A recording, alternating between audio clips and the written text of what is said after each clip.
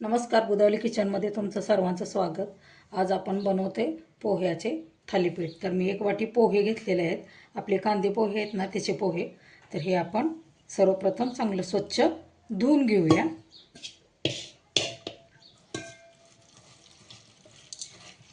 चांगलं स्वच्छ धुवून घ्यायचं.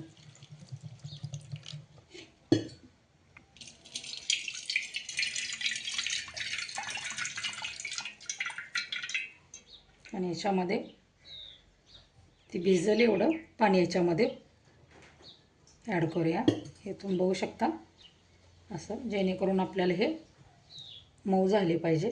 आणि याला 10 मिनिटासाठी आपण असंच ठेवून द्यायचं. हे चांगले भिजले, आपण परातीमध्ये काढून घेऊया. आणि चांगलं आपण मळून घेतो त्याप्रमाणे आपण बारीक घ्यायचं, असं मळून घेऊया.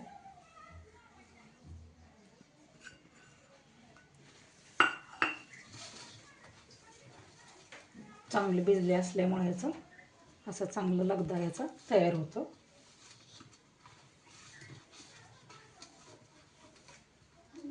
पूर्णपणे एकजीव करायचं, याचं पीठ बारीक झालं पाहिजे तयार.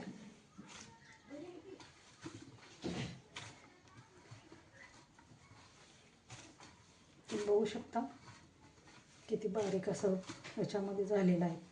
तुम्ही याच्यामध्ये एखादा बटाटासुद्धा उकडलेला ॲड करू शकता. अशा प्रकारे मी चांगले पीठ हे पोह्याचं मळून घेते.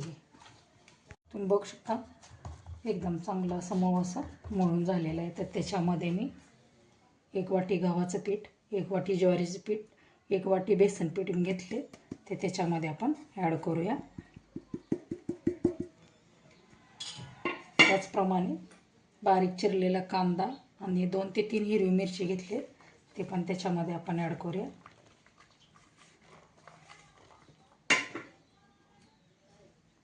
गरजेनुसार मीठ, हळद, कसुरी मेथी, गरम मसाला आणि धना पावडर ते पण त्याच्यात ॲड करूया. बारीक चिरलेली कोथिंबीर ते पण त्याच्यात आपण ॲड करून घ्यायचं. आणि ते चांगलं आपण मिक्स करून घेऊया.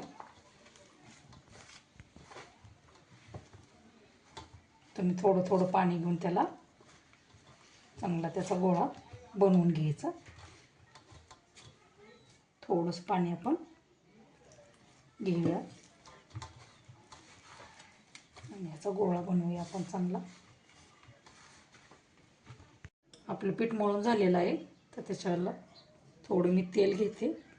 तेल आपण ह्याला चांगलं लावून घेऊया.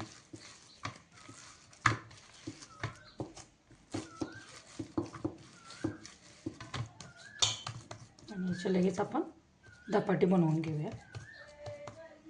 ह्याच्यातला एक गोळा आपण धपाटीसाठी घेऊया. आणि हे चांगलं थापून घेऊया. थोडंसं मी पाणी लावलेलं आहे आणि ह्याला थोडं थोडं आपण करून थोडं सरकवत जायचं. तुम्ही ह्याला पांढरे तीळसुद्धा लावू शकता.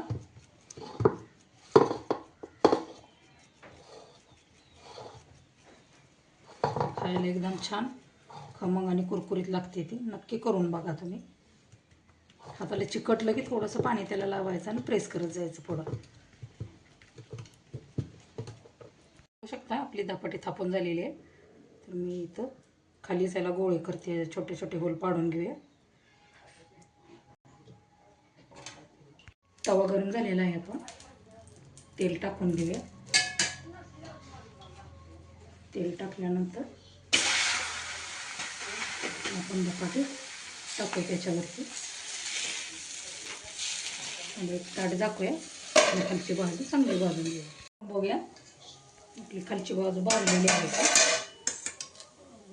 तेल टाकून घेऊया साईडनं.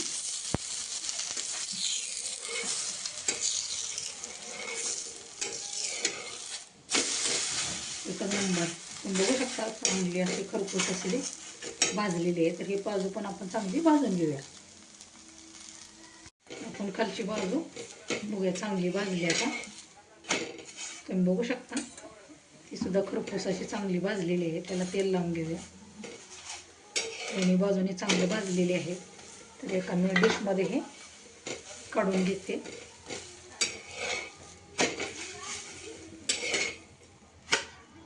तुम्ही बघू शकता कसे झाले आपले थालीपीठ.